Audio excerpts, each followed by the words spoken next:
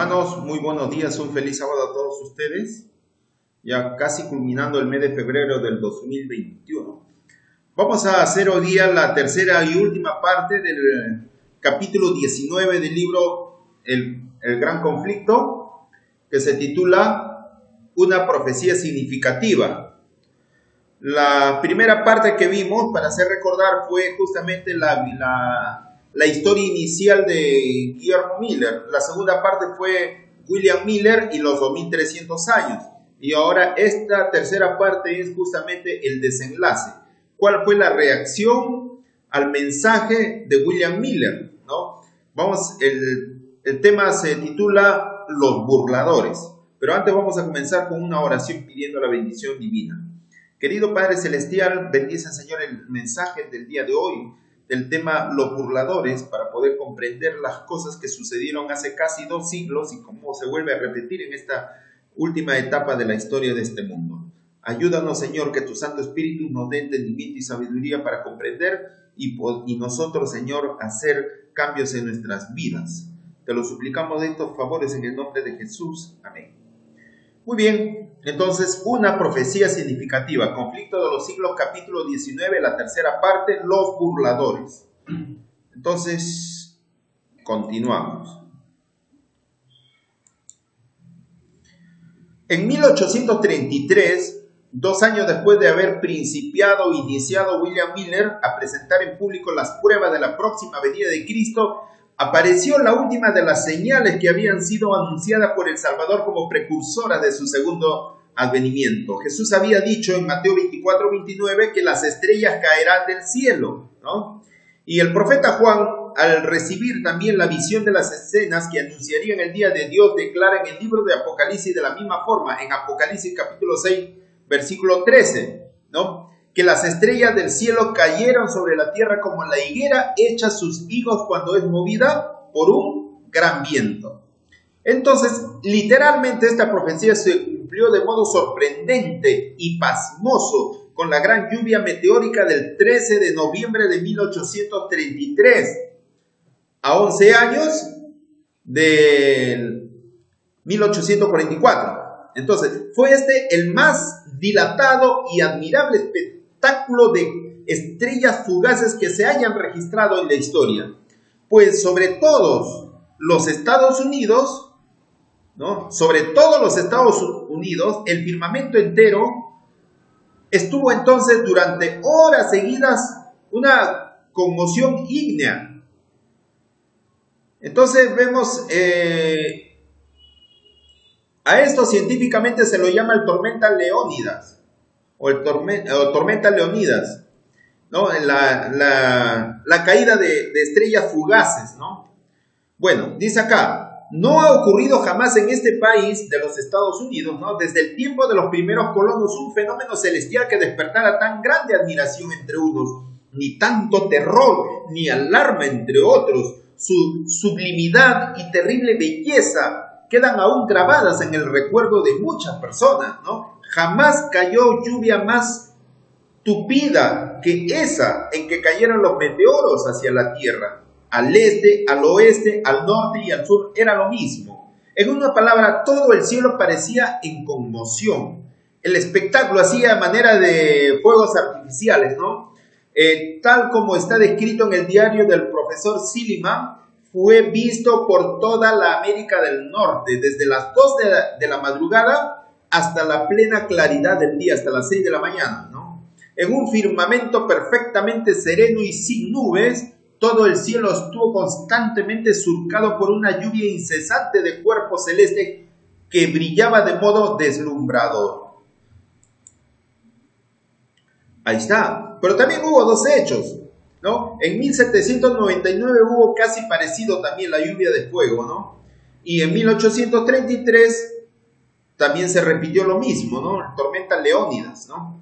Dice así: en verdad, ninguna lengua podría describir el esplendor de tan hermoso espectáculo. Nadie que no lo haya presenciado puede formarse exacta idea de su esplendor. Parecía que todas las estrellas del cielo se hubiesen reunido desde un punto cerca del cenit y que fuesen lanzadas desde allí. O sea, más o menos está hablando de la constelación del León, de ahí se desprendían, ¿no? Bueno, y sin embargo dice que no se agotaban, con toda rapidez seguíanse por miles unas tras otras como si hubiesen sido creadas por el caso.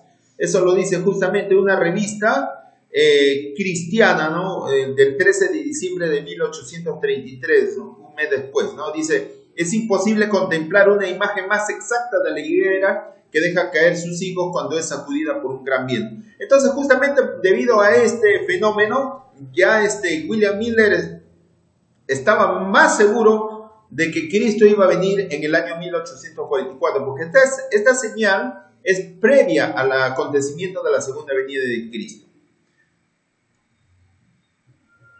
Dice, en el periódico, en el Journal de Nueva York, dice, del 14 de noviembre al día siguiente, dice, se publicó un largo artículo referente a este maravilloso fenómeno y en él se leía la siguiente declaración.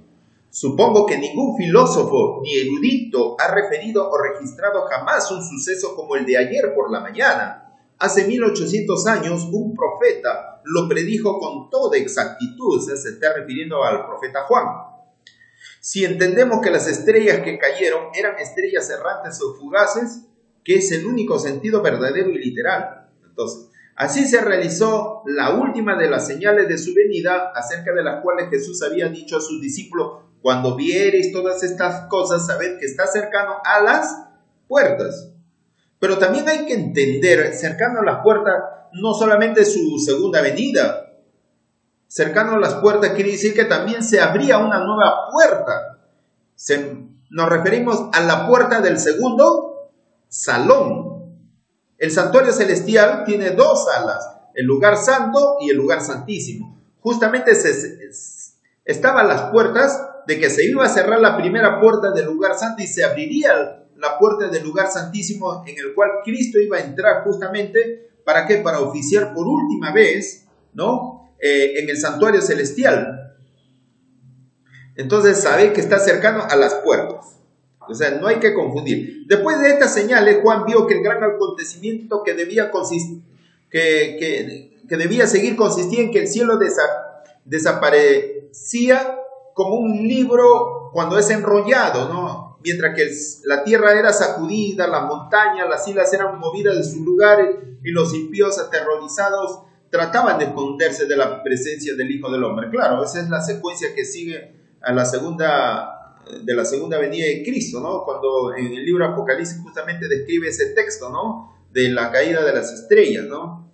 No hay un acontecimiento intermedio, pero si vemos que desde la caída, desde 1833 hasta la segunda venida de Cristo van a pasar casi 200 años.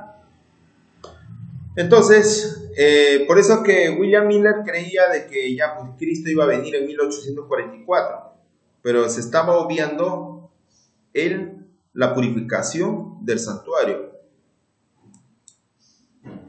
Entonces, muchos de los que presenciaron la caída de las estrellas la consideraron como un anuncio del juicio venidero, como un signo precursor espantoso, un presagio misericordioso de aquel grande y terrible día. Eso también dice, así fue dirigida la atención del pueblo hacia el cumplimiento de la profecía, ¿de qué? De los 2300 años. Y muchos fueron inducidos a hacer caso del aviso del segundo advenimiento. O sea, prácticamente la mala interpretación sirvió, ¿no? De que la mente se fijara justamente en el cielo, en ese día de la expiación, en ese Yom Kippur que era el antiguo ritual, ¿no? En la economía judía, en la economía del pueblo de Israel, en el Antiguo Testamento. Entonces, a eso justamente Dios quería llevar la atención de la mente de la gente, de que Cristo justamente iba a entrar en la puerta que da al segundo servicio, ¿no? El lugar santísimo. Ahora otro hecho profético sobre el Imperio Otomano, ¿no? Sabemos que durante muchos siglos el Imperio Otomano dominó toda Europa. Entonces algo iba a ocurrir, ¿no? Había otra profecía de Apocalipsis que estaba por cumplirse justamente antes del año 1844.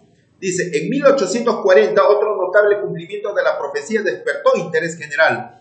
2 años antes, Josías Litch, otro pionero adventista, ¿no?, uno de los principales ministros que predicaban el segundo advenimiento, publicó una explicación del capítulo 9 del Apocalipsis, que predecía la caída del imperio otomano, del imperio turco. Entonces, según sus cálculos, esa potencia sería derribada en el año 1840 después de Cristo, durante el mes de agosto.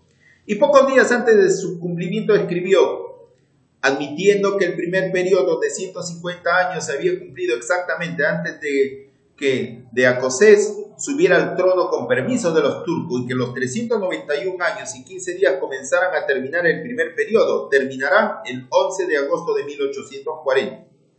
Día en que puede anticiparse que el poder otomano en Constantinopla será quebrantado. Y esto es lo que creo que va a confirmarse. Eso lo dijo Josías Litch, ¿no?, el 1 de agosto de 1840, ¿no? Pero se cumplió justamente después de varios días que él había predicho, ¿no? Entonces dice, en la fecha misma que había sido especificada, Turquía aceptó por medio de sus embajadores la protección de las potencias aliadas de Europa y se puso así bajo la tutela de las naciones cristianas. El acontecimiento cumplió exactamente la predicción. Quiere decir de que antes, durante muchos siglos, el imperio turco había sido muy autónomo, ¿no?, por sus creencias también musulmanas. Pero justamente en el año 1840, él se declara también como apoyando también a la religión católica o la religión cristiana, como puede ser. Entonces prácticamente se unió a Europa, a esas potencias aliadas, ¿no? Como podría decir que ahora un país se une a las Naciones Unidas. Entonces forman una alianza, ¿no? Se sujetó justamente a los parámetros justamente de la alianza europea que existía, ¿no? Entonces se cumplió así, dejó ya de ser un país dominante, un país aislado, ¿no?, de Europa, ¿no? Entonces se cumplió lo que había predicho, ¿no? Entonces, cuando esto se llegó a saber, multitudes se convencieron de que los principios de interpretación profética adoptados por William Miller y sus compañeros eran correctos, con lo que recibió un impulso maravilloso del movimiento adventista. Hombres de saber y de posición social se adhirieron a Miller para divulgar sus ideas, y de 1840 a 1844 la obra se extendió rápidamente. A eso se llama el mensaje de los 3 ángeles, ¿no? William Miller poseía grandes dotes intelectuales, disciplinadas por la reflexión y el estudio, y a ellas añadió la sabiduría del cielo al ponerse en relación con la fuente de la sabiduría. Era hombre de verdadero valer, que no podía menos que imponer respeto y granjearse el aprecio donde quiera que supiera estimarse la integridad, el carácter y el valor moral, uniendo verdadera bondad de corazón a la humildad cristiana y al dominio de sí mismo. Era atento y afable para con todos y siempre listo para escuchar las opiniones de los demás y pesar sus argumentos, sin apasionamiento ni agitación, sin desesperación. Examinaba todas las teorías y doctrinas a la luz de la palabra de Dios, y su sano juicio y profundo conocimiento de las Santas Escrituras le permitían descubrir y refutar el error. Admirable persona, muy versado en las Sagradas Escrituras. Como dice, ¿no?, que las Sagradas Escrituras hace sabio y simple al sencillo, al humilde. Y era así, una persona que sabía escuchar, sabía refutar debates, pero lo hacía con una humildad muy tremenda. Sin embargo, no prosiguió su obra sin encontrar violenta oposición. De aquí comienza, desde esta etapa, comienza ya los burladores, que estamos entrando ya de lleno. Como les sucediera a los primeros reformadores, las verdades que proclamaban no fueron recibidas favorablemente por los maestros religiosos del pueblo. Como estos no podían sostener sus posiciones apoyándose en las Santas Escrituras, se vieron obligados a recurrir a los dichos y doctrinas de los hombres, a las tradiciones de los padres católicos. Pero la palabra de Dios era el único testimonio que aceptaban los predicadores de la verdad del segundo advenimiento. La Biblia y la Biblia sola era su consigna. La falta la falta de argumento bíblico de parte de sus adversarios era suplida por el ridículo y la burla y los memes, ¿no? Tiempos, medios y talentos fueron empleados en difamar a aquellos cuyo único crimen consistía en esperar con gozo el regreso de su Señor y en esforzarse por vivir santamente y en exhortar a los demás a que se preparasen para su aparición. Así, la historia se vuelve a repetir. Vamos a seguir leyendo, esto está interesante. Serios fueron los esfuerzos que se hicieron para apartar la mente del pueblo del asunto del segundo advenimiento. En esto justamente comenzaron a trabajar gentes de posición, pero que eran burladores, que negaban el tema de la segunda venida de Cristo.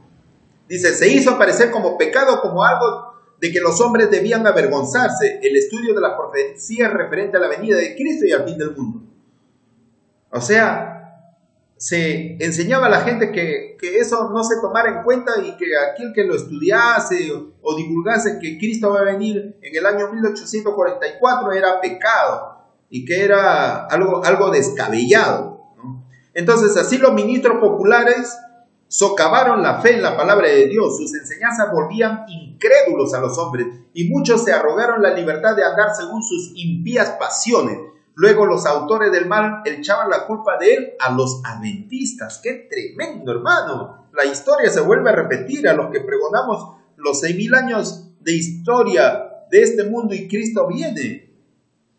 Mientras que un sinnúmero de personas inteligentes e interesadas se apiñaban para oír a William Miller. Dice, su nombre era rara vez mencionado por la prensa religiosa y solo para ridiculizarlo y acusarlo. Los indiferentes y los impíos, alentados por la actitud de los maestros de la religión, de los ministros, de los pastores religiosos incrédulos, alentados por ello, dice, los impíos recurrieron a epítetos difamantes, a chistes vulgares y blasfemos en sus esfuerzos para atraer el desprecio sobre William Miller y su obra. El siervo de Dios, encanecido en el servicio y que había dejado su cómodo hogar para viajar a costa propia de ciudad en ciudad y de pueblo en pueblo para proclamar al mundo la solemne amonestación del juicio inminente, fue llamado fanático, mentiroso, malo. Esas tres cosas. Así fue recibido, así fue catalogado. Vamos a seguir leyendo cómo la historia de los tiempos antediluvianos también se repitió hace 2 siglos, y lo estamos leyendo. Y ahí ustedes pueden ver justamente un gráfico de un periódico de hace más de 100 años, más de 150 años antes de 1844, apareciendo ahí como un circo, ascendiendo a las nubes del cielo y William Miller ahí adentro. Por eso dice ahí, gran ascensión de Miller en un tabernáculo. Entonces, de esa forma se burlaban en los periódicos, en la prensa escrita salía así, de esa forma. Ustedes lo están viendo. Las mofas, las mentiras y los ultrajes acumulados sobre él despertaron la censura y la indignación hasta de la prensa profana. La gente del mundo declaró que tratar un tema de tan imponente majestad e importantes consecuencias con ligereza y lenguaje vulgar no equivalía solo a divertirse a costa de los sentimientos de sus propagadores y defensores, sino a reírse del día del juicio, a mofarse del mismo Dios y a hacer burla de su tribunal. Tremendo, hermanos. Ustedes lo están viendo. También otro periódico.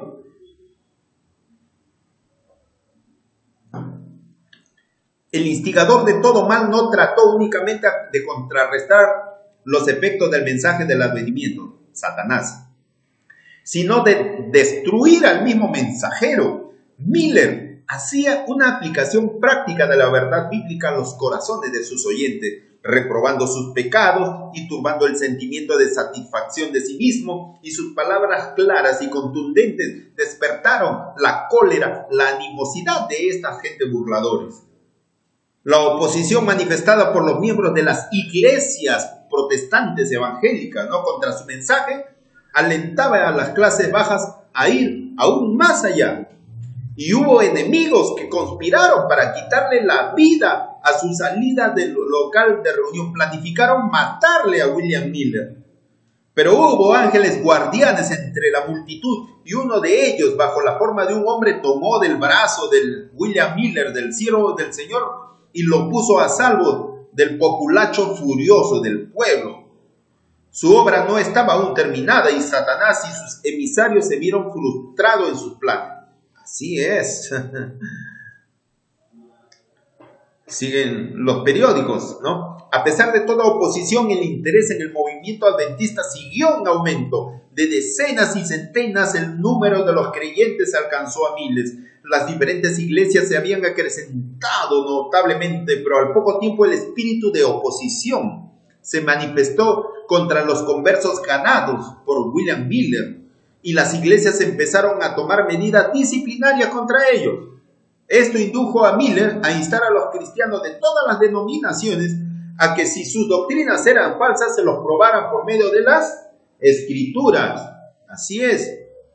Entonces, los pastores, los falsos pastores, comenzaron justamente a prohibir a sus feligreses de que no escucharan el mensaje de Miller, que si alguien lo escuchara iba a ser expulsado de sus iglesias. Y de esos casos tuvimos muchos, ¿no?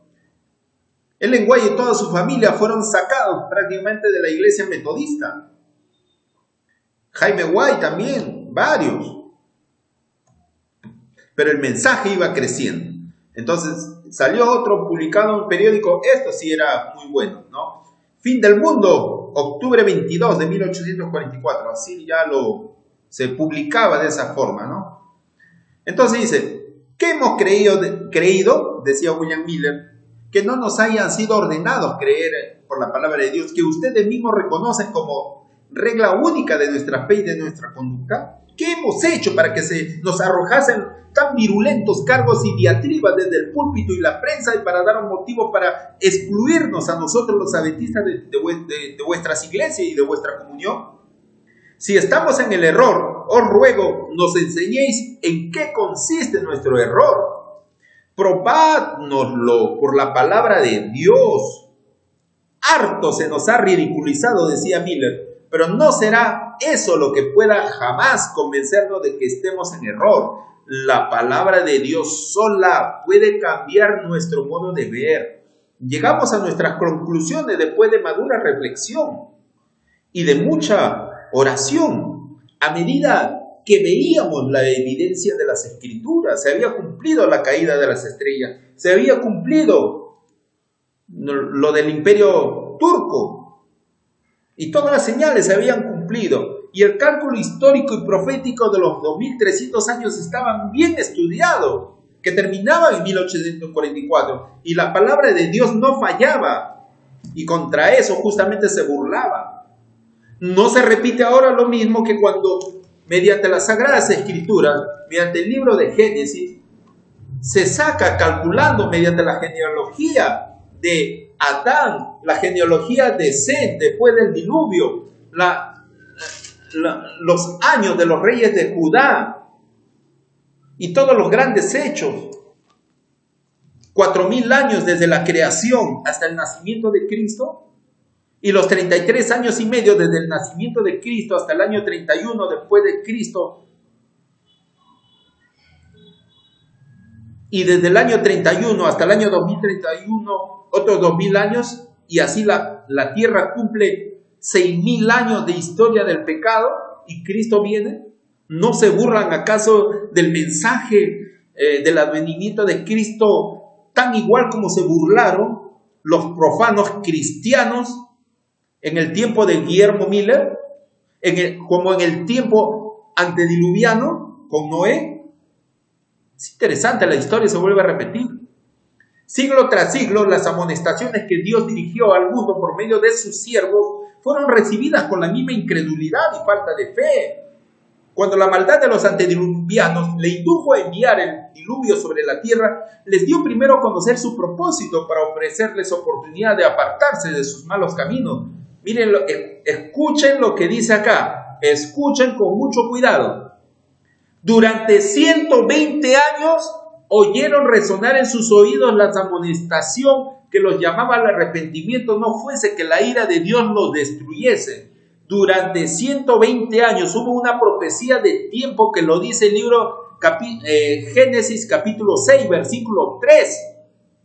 Mas sus días serán 120 años. Que mi espíritu, o sea, mi Espíritu Santo no contenderá siempre con el hombre, serán sus días 120 años. Y dio un plazo. Cuando Noé tenía 480 años, Dios le dirigió el mensaje que en 120 años vendría el diluvio. Le dio una profecía de tiempo.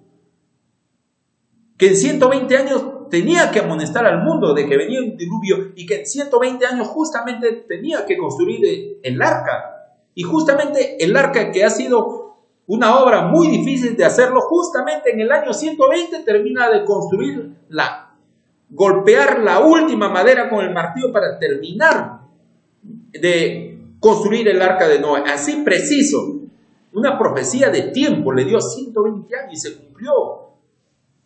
En el año 600 de edad de Noé, justamente ocurrió el diluvio, cumpliendo así la palabra profética de 120 años para los antediluvianos. Ahora también no se da 6.000 años de historia desde que entró el pecado hasta la segunda venida de Cristo, hasta el año 2031, que son 6.000 años exactos desde la entrada del pecado a la tierra. Lo mismo se repite. Por eso dice, pero el mensaje se les antojó fábula ridícula y no lo creyeron, así lo catalogaron. Envalentonándose en su maldad, se burlaron del mensajero de Dios, se rieron de sus amenazas y hasta le acusaron de presunción. ¿Cómo se atrevía él solo a levantarse contra todos los grandes de la tierra? Decía. Si el mensaje de Noé era verdadero, ¿por qué no lo reconocía por tal el mundo entero? ¿Y por qué no le daban crédito? Era la afirmación de un hombre contra la sabiduría de millares. No quisieron dar fe entonces a la amonestación ni buscar protección en el arca. Así pues, ¿cómo solamente Noé, un hombre viejo, va a tener más razón que estos grandes maestros de la filosofía, del humanismo? Así decían, ¿no? Entonces, vemos que las cosas se repiten. Entonces, los burladores llamaban la atención a las cosas de la naturaleza. Aquí va justamente el llamado de atención para todos los que pregonan el amor, que Dios es bueno, que Dios es amor, que Jesús es solo amor, que Jesús te ama, no importa, hagan lo que hagan, Jesús te ama, tú eres lo máximo, el hijo más lindo. Entonces, es la misma forma antediluviana que se predicaba. Escuchen. Los burladores llamaban la atención a las cosas de la naturaleza, a la sucesión invariable de las estaciones, al cielo azul que nunca había derramado lluvia, a los verdes campos refrescados por el suave rocío de la noche, y exclamaban: ¿no habla acaso en parábolas? Entonces, con desprecio declaraban que el predicador de la justicia, ¿qué cosa era? Un fanático, un loco rematado, y siguieron corriendo tras los placeres mundanos y andando en sus malos caminos con más ganas que nunca antes. Pero su incredulidad no impidió la realización del acontecimiento predicho. Dios soportó mucho tiempo su maldad, dándoles amplia oportunidad para arrepentirse, pero a su debido tiempo sus juicios cayeron sobre los que habían rechazado su misericordia, hermanos. Así es. Entonces, ahí vemos a los burladores. Dice, Cristo declara que habrá una incredulidad análoga de la misma forma respecto de su segunda venida. Así como en tiempo de Noé los hombres no entendieron hasta que vino el diluvio y los llevó a todos, así según las palabras de nuestro Salvador será la venida del Hijo del Hombre. Mateo 24:39. Cuando los que profesan ser el pueblo de Dios se unan con el mundo, y está hablando de nuestro tiempo, ¿no? Cuando los que profesan ser adventistas, ser el pueblo de Dios, se unan con el mundo viviendo como él vive, como el mundano vive y compartiendo sus placeres prohibidos, cuando el lujo del mundo se vuelva el lujo de la iglesia, a veces todas esas cosas que se introducen, las músicas mundanas, cristianas que se introducen dentro de las iglesias adventistas nominales, dice, cuando la forma de vestir también, ¿no? Cuando la forma de vestir ostentoso, mundano, se introduzca dentro de la iglesia, ¿no? Cuando las campanas repiquen a bodas y todos cuenten en perspectiva con muchos años de prosperidad mundana, construyendo iglesias, templos grandes, universidades adventistas grandes, clínicas adventistas pero grandes, etcétera, etcétera, ¿no? Entonces, tan repentinamente como el relámpago cruza el cielo, se desvanecerán sus visiones brillantes y sus falaces y sus mentiras esperanzas. Así va a ser. Tanto el juicio de los vivos como la venida de Cristo. Entonces, como fue en los días de Noé, así será también en los días del Hijo del Hombre. Así como Dios envió a su siervo para dar al mundo aviso del diluvio que se acercaba, también envió mensajeros escogidos para anunciar la venida del juicio final. Así como los contemporáneos de Noé se burlaron con desprecio de las predicaciones del predicador de la justicia, también en los días de Miller muchos, hasta los que profesaban ser del pueblo de Dios, se burlaron de sus palabras de aviso, hermano. La historia se vuelve a repetir, nada hay nuevo debajo del sol. No estoy dormido, estoy orando. Así están en las iglesias, hermanos, dormidos en las profecías, dormidos en las señales de la segunda venida de Cristo. Entonces, ¿y por qué la doctrina y predicación de la segunda venida de Cristo fueron tan mal recibidas por las iglesias en los tiempos de Miller? Bueno, si bien el advenimiento del Señor significa desgracia y desolación para los impíos, para los justos es motivo de dicha y esperanza, ¿no? Esa gran verdad había sido consuelo de los fieles siervos de Dios a través de los siglos. ¿Por qué hubo de convertirse como su autor en piedra de tropiezo y piedra de caída? Para los que profesaban ser su pueblo, fue nuestro Señor Jesús mismo quien prometió a sus discípulos: si yo fuere y yo prepararé el lugar, vendré otra vez y os recibiré conmigo. Mira, los discípulos justamente estaban tristes porque Jesús ya se iba después de sus 3 años y medio de ministerio terrenal. Jesús, quien había sido su amigo durante más de 3 años en su ministerio terrenal, se estaba despidiendo y ellos estaban tristes: maestro, ¿por qué te vas? Restaurarás el reino de Israel. Pero Jesús justamente le dio estas consoladora promesa, estas consoladoras palabras: y si yo me fuere, voy a preparar un lugar, una casita, y vendré otra vez, y a ustedes los recibiré conmigo, para que nunca más nos separemos. Este es un mensaje que realmente era la forma como todos los cristianos, sus verdaderos discípulos, debían justamente seguir este ejemplo, pero no. Se les daba el mensaje a ellos que Cristo viene en 1844, y ellos, en vez de gozarse, se burlaban del predicador. Todo lo contrario, serán así entonces estos verdaderos cristianos, tomando esa actitud diferente a la actitud de lo que los discípulos hace 2000 años tuvieron cuando Jesús les prometió que iba a regresar por segunda vez, aun que para ellos estaba muy lejano el tiempo todavía de su advenimiento. Entonces, eso es para reflexionar. El compasivo Salvador fue quien, previendo el abandono y el dolor de sus discípulos, se encargó a los ángeles que los consolara con la seguridad de que volvería en persona como había subido al cielo. Entonces, escuchen, mientras los discípulos estaban mirando con ansia al cielo, dice, para recibir la última vislumbre de Jesús, a quien amaban, fue atraída su atención por las palabras. Voltearon atrás, escuchó unas voces, ¿no? Escuchó unas voces más exquisita que la música celestial, dice: varones Galileos, ¿por qué os quedáis mirando así al que habéis visto ir al cielo? Este mismo Jesús que ha sido tomado de ustedes al cielo, así vendrá del mismo modo que lo habéis visto ir al cielo. Entonces el mensaje de los ángeles reavivó la esperanza de los discípulos. Volvieron a Jerusalén con gran gozo y estaban siempre en el templo alabando y bendiciendo a Dios. No se alegraban de que Jesús se hubiese separado de ellos, ni de que hubiesen sido dejados para luchar con las pruebas y tentaciones del mundo, sino porque los ángeles les habían asegurado que Jesús volvería. Entonces ellos se alegraron, y esa debió ser la misma reacción de todos los burladores y profanos cristianos de los tiempos de William Miller, y los mismos que ahora están recibiendo el mensaje que Cristo viene cuando la tierra cumpla 6,000 años desde la entrada del pecado. La proclamación, un ejemplo de lo que pasó en los tiempos del nacimiento de Cristo, de los pastores de Belén.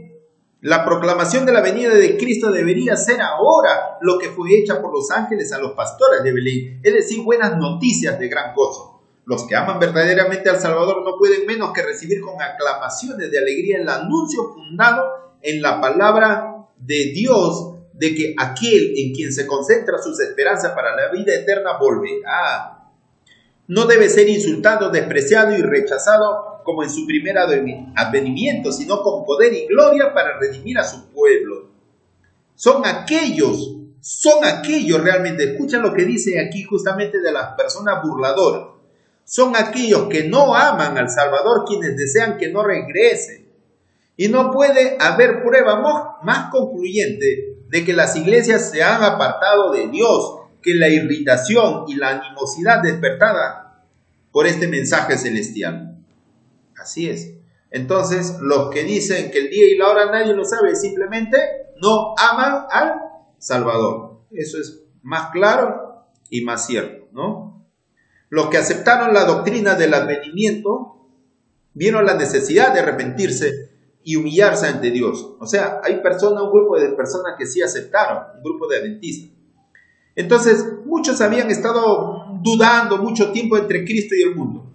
Entonces comprendieron que era tiempo de decidirse, porque ya se acercaba 1844. Las cosas eternas asumieron para ellos extraordinaria realidad. Se les acercó el cielo y se sintieron culpables ante Dios. Así es, cuando uno acepta el mensaje verdadero, el Espíritu Santo toca tu corazón y te da más iluminación. Y puedes ver las cosas en su verdadera realidad, las cosas espirituales, y te das cuenta, porque obras con fe. Entonces, eso es una bendición. Pero si tú te burlas, ¿no? Porque tienes prejuicio en tu corazón, la luz de la verdad no te va a brillar y vas a quedar en tinieblas y finalmente te vas a perder. Así es. Nueva vida espiritual se despertó en los creyentes entonces. El mensaje les hizo sentir que el tiempo era corto, que debían hacer pronto cuanto habían de hacer por sus semejantes. La tierra retrocedía, la eternidad parecía abrirse ante ellos y el alma, con todo lo que pertenece a su dicha o infortunio inmortal, eclipsaba, por así decirlo, de todo objeto temporal. El Espíritu de Dios descansaba sobre estas personas, ¿no? Y daba fuerza a los llamamientos ardientes que dirigían tanto a sus hermanos como a los pecadores a fin de que se preparasen para el día de Dios. El testimonio mudo de su conducta diaria equivalía a una censura constante para los miembros formalistas y no santificados de las iglesias. Estos no querían que se les molestara en su búsqueda de placeres, ni en su culto a las riquezas, a Mamón, ni a su ambición de honores mundanos. De ahí la enemistad y oposiciones despertadas contra la fe adventista y los que la proclamaban. Como los argumentos basados en los periodos proféticos de los 2300 años resultaban irrefutables, los adversarios trataron de prevenir la investigación de este asunto enseñando que las profecías estaban selladas. De este modo los protestantes seguían las huellas de los romanistas, mientras que la iglesia papal le niega la Biblia al pueblo. Entonces las iglesias protestantes aseguraban que parte importante de la palabra sagrada, o sea, la que pone a la vista verdades de especial aplicación para nuestro tiempo, no podía ser entendida. O sea, que el libro de Daniel y Apocalipsis estaban sellados, así, y que no se puede entender. Así enseñaban los falsos pastores a sus feligreses. Cuidado con los falsos profetas de hoy. Los ministros y el pueblo declararon que las profecías de Daniel y del Apocalipsis eran misterios incomprensibles. Pero Cristo había llamado la atención a sus discípulos a las palabras del profeta Daniel relativas a los acontecimientos que debían desarrollarse en tiempo de ellos. Y les había dicho, ¿qué cosa? El que lea, entienda. Cada rato eso dice en las Sagradas Escrituras, en el libro de Apocalipsis. El que lea, entienda, ¿no? Y la aseveración de que el Apocalipsis es un misterio que no se puede comprender es rebatida por el mismo título del libro.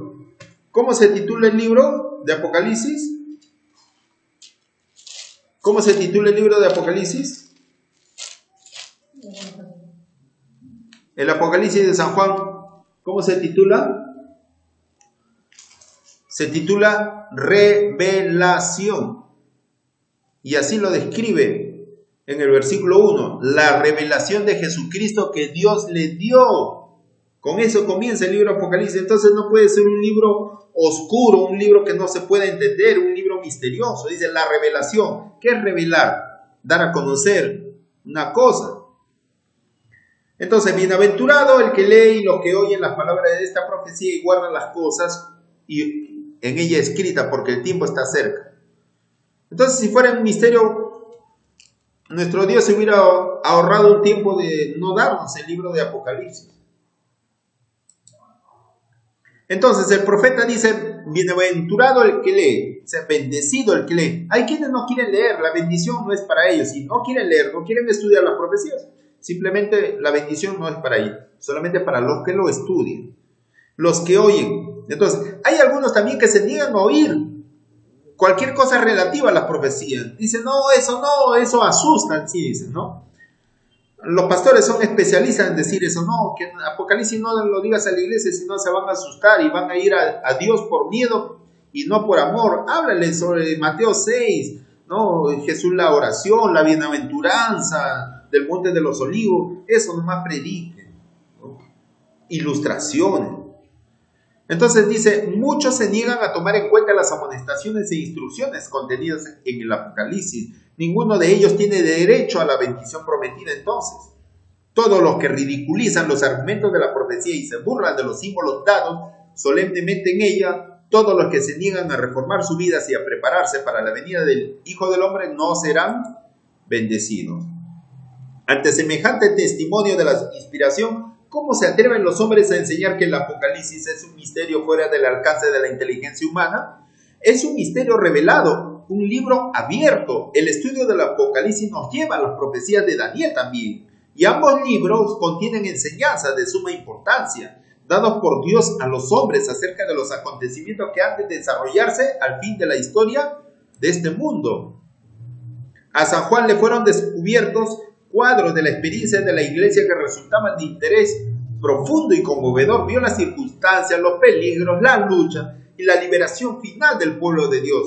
Consigna los mensajes finales que han de hacer madurar la miel de la tierra, ya sea en gavillas para el granero celestial o en manojos para los fuegos de la destrucción. En el Apocalipsis también le fueron revelados asuntos de suma importancia, especialmente para la última iglesia, para nuestra década, ¿no? Con el objeto de que los se volviesen del error a la verdad, pudiesen ser instruidos con respecto a los peligros y luchas que los esperaban. Nadie necesita estar a oscuras con lo que concierne a lo que debe acontecer en la tierra. Hermanos, el Apocalipsis revela muchas cosas que a Satanás no le gusta que sean reveladas. En los primeros capítulos del libro de Apocalipsis habla de las 7 iglesias, la historia que pasaría, la experiencia espiritual que padecería la iglesia cristiana desde la época apostólica hasta la venida de Cristo. Y también la profecía de los 7 sellos, lo que acontecería, la persecución, lo que acontecería en la iglesia martirizada, todo eso, pero también y eso lo extiende hasta la segunda venida de Cristo. También revela en el Apocalipsis 12, también revela cómo Satanás odia a la iglesia, odia a la mujer, odia a la iglesia de Cristo. Cómo perseguiría y que estaría airado contra el pueblo de Dios sabiendo que le queda poco tiempo. En Apocalipsis 13, ¿qué cosas revela?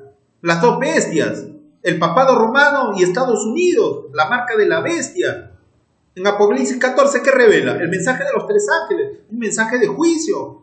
En Apocalipsis 16, ¿qué revela? Las 7 plagas literales, previo a la venida de Cristo. Apocalipsis 17 y Apocalipsis 18, ¿qué revela? La gran Babilonia, la caída de la gran ramera, habla de la iglesia católica, apostólica y apóstata romana. Ahí habla todo, las características. Apocalipsis 19 habla de la cena de la boda del Cordero, ya el triunfo final de la iglesia mediante la segunda venida de Cristo. Apocalipsis 20, ¿qué revela?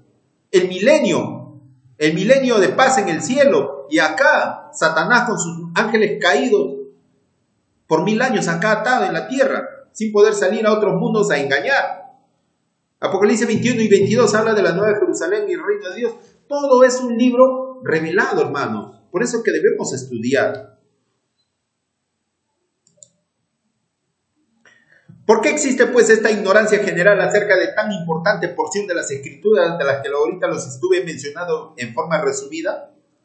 ¿Por qué tan universal la falta de voluntad para investigar sus enseñanzas? ¿Por qué existe esa mala voluntad de querer estudiar este libro precioso? Si es para nuestro bien, Dios lo ha dado para nuestro bien. Entonces, es resultado de un esfuerzo del príncipe de las tinieblas de Satanás para ocultar a los hombres lo que revela sus engaños. Eso está claro. Por eso de que Satanás induce a los falsos pastores, a los malditos falsos profetas, ¿de qué? De que esta palabra preciosa de Apocalipsis no se revele. Ese libro precioso que está ahí, que es para nuestro beneficio y para nuestra salvación y de muchas almas.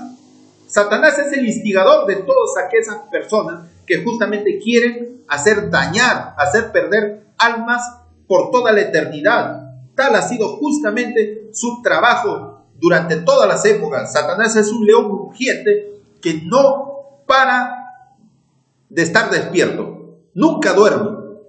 Entonces hay que estar vigilantes como cristianos. Dice, por esto Cristo, revelador, previendo la guerra que se haría al estudio del Apocalipsis, pronunció una bendición sobre cuanto leyesen, oyesen y guardasen las palabras de la profecía. Con eso, justamente con ese texto, comienza el libro de Apocalipsis, capítulo 1. Por decir, previendo de que tengamos cuidado de no desechar. Y eso es lo que enseña la Iglesia Católica, las iglesias evangélicas, de que el libro de Apocalipsis es un misterio. Y algunas iglesias evangélicas que ya lo quieren interpretar, lo interpretan, pero de una manera distorsionada. Satanás se encarga mediante Hollywood de crear películas del Apocalipsis totalmente distorsionadas. Su tarea siempre ha sido una obra de engaño. Bueno, hermanos, esto era todo lo que quería transmitirle. Discúlpeme, de repente mis expresiones son muy fuertes, pero es la verdad, hermano. Las cosas se deben decir tal cual son. Y es para nuestra bendición. Bueno, hermanos, ha sido un gusto de poder tratar este mensaje. Es muy maravilloso. Justamente el desenlace de ese capítulo, ¿no? De la historia de William Miller. Pues así pasó.